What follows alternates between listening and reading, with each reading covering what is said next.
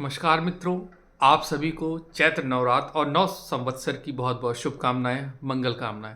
मैं गौरव मिश्रा, आपका लीगल बडी, अपने इस चैनल पे आपका स्वागत करता हूं। आज का जो विषय है वो लीगल अवेयरनेस से संबंधित है। मैंने अपने अनुभव में ये पाया है कि हमें कमोबेश आर्ट्स या ह्यूमैनिटीज़ की बात करें और साइंस के सब्जेक्ट्स की बात करें तो ठीक ठाक नॉलेज रहती है, और सोशल मीडिया या बहुत सारे मीन्स जो हैं इंफॉर्मेशन की, उनके द्वारा हमको इनके बारे में तो आइडिया है। लेकिन एक जो महत्वपूर्ण विषय हमारे ज़िंदगी से जुड़ा हुआ है, एक अहम विषय है लॉ, लीगल अवेयरनेस, वो अभी भी अछूता है। हमने लिटरेसी की दर तो ठीक ठाक एक सम्मानजनक हासिल कर दी है, लेकिन जहाँ तक लीगल लिटरेसी की बात है उसका स्तर अभी भी बहुत ही चिंताजनक है। और इन्हीं सब विषयों पर विचार करते हुए और अपने मित्रों के सलाह पर मैं आज से एक लॉ के संबंध में सीरीज स्टार्ट करना चाहता हूँ। इसका उद्देश्य है आपको लीगल अवेयरनेस संबंधी जो बुनियादी बातें हैं, जो एक कानून के बारे में आपको एक बेसिक नॉलेज होनी चाहिए, ताकि आप अपनी ज़िंदगी को और बेहतर और स्मूथ बना सकें, ताकि आप एक अपने आप को कानून के बेसिक जानकारी के द्वारा अपने आप को सुरक्षित भी बना सकते हैं। तो इन्हीं सब को ध्यान में रखते हुए मुझे लगता है एक लीगल अवेयरनेस सीरीज़ की बहुत ज़रूरत थी। और अब मैं आपको आज का जो टॉपिक है उससे अवगत कराना चाहूँगा। आज मैं आपको अपराध, क्राइम जो होता है उसका जो मेन क्लासिफिकेशन हमारे यहाँ पहले सीआरपीसी थी, आप जानते होंगे, अब वो बीएनएसएस हो गई है, भारतीय नागरिक सुरक्षा संहिता, जो कि 2023 में संसद द्वारा पास हुई है।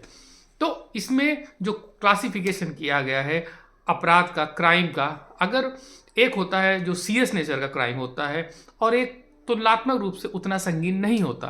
तो जो सीरियस नेचर का क्राइम होता है इसमें अमूमन 3 साल से ज़्यादा की सज़ा का प्रावधान होता है। इन जनरल बात कर रहा हूँ, अपवाद जरूर हैं। तो उनको हम संज्ञेय या कॉग्निजेबल ऑफेंस कहते हैं। तात्पर्य यह है कि जिन अपराधों की प्रवृत्ति गंभीर है, जैसे कि मर्डर, रेप या फिर किडनैपिंग, इनको संज्ञेय अपराधों में रखा जाता है, कॉग्निजेबल ऑफेंस है। और क्योंकि इनका नेचर इतना गंभीर है तो इसमें पुलिस को ज़्यादा अथॉरिटी दी गई है। पुलिस बगैर वारंट के या किसी जज के किसी जजमेंट के बगैर भी अपने सुओ मोटो कॉग्निजेंस लेते हुए अरेस्ट कर सकती है। और साथ ही साथ अगर हम नॉन कॉग्निजेबल ऑफेंस की बात करें तो वहाँ पर जो कम गंभीर प्रकृति के अपराध हैं, जैसे कि फोर्जरी है या डिफेमेशन आदि के जो मामले हैं, ये उसमें आते हैं। तो इन ऐसे मामलों में ये पुलिस को अथॉरिटी नहीं है कि वो अपने लेवल से जाकर अरेस्ट कर सके। इसमें उनको ज़रूरी है कि कोर्ट से परमिशन हो, वारंट हो, इसी स्थिति में वो अरेस्ट कर सकती हैं। साथ ही साथ ये भी बताना जरूरी है कि जो फर्स्ट शेड्यूल है भारतीय नागरिक सुरक्षा संहिता का, वहाँ पे ये सारे अपराधों की एक लिस्ट दी गई है कि कौन से संज्ञेय हैं, कौन से असंज्ञेय अपराध हैं, जिनको आप वहाँ से जानकारी प्राप्त कर सकते हैं जिनके संबंध में। और एक बात है कि जो संज्ञेय अपराध है इसकी इन्वेस्टिगेशन पुलिस बगैर कोर्ट जजमेंट के भी शुरू कर सकती है, लेकिन असंज्ञेय अपराध के लिए बहुत ज़रूरी है कि कोर्ट का ऑर्डर हो, वारंट हो, तभी वो इन्वेस्टिगेशन भी स्टार्ट कर सकती है। तो अब आगे से आपके सामने कभी ऐसी कोई समस्या या कोई बात आए कि जहाँ पे आपको ये पता करना हो कि यहाँ पुलिस की क्या अथॉरिटी है इस मामले में, तो आपको, मुझे लगता है, एक बेहतर जानकारी होगी।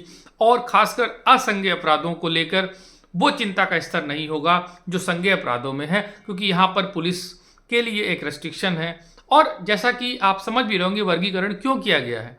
जो अपराध गंभीर प्रकृति के हैं, जिन अपराधों का सीधा सीधा सेफ्टी और पब्लिक के सुरक्षा से संबंधित मामला होता है, तो उन मामलों में पुलिस को थोड़ी अथॉरिटी देने की ज़रूरत महसूस की गई है, क्योंकि उससे हो सकता है सोसाइटी को खतरा हो ऐसे ऑफेंडर से। लेकिन असंज्ञेय अपराध जो नॉन कॉग्निजेबल ऑफेंस हैं उनमें जनरली ये देखा जाता है कम गंभीर प्रकृति के होते हैं, उतने संगीन नहीं होते। तो एक बैलेंस बनाया गया है पब्लिक सेफ्टी और एक प्रोसीजरल जो एक लॉ का एक जो मार्ग है, उन दोनों के बीच में एक संतुलन बनाने की अच्छी कोशिश की गई है। तो जल्द ही हम एक अगली किसी टॉपिक के साथ इस सीरीज़ में आपके सामने होंगे। तब तक के लिए शुक्रिया और अपना फीडबैक हमको ज़रूर दीजिएगा।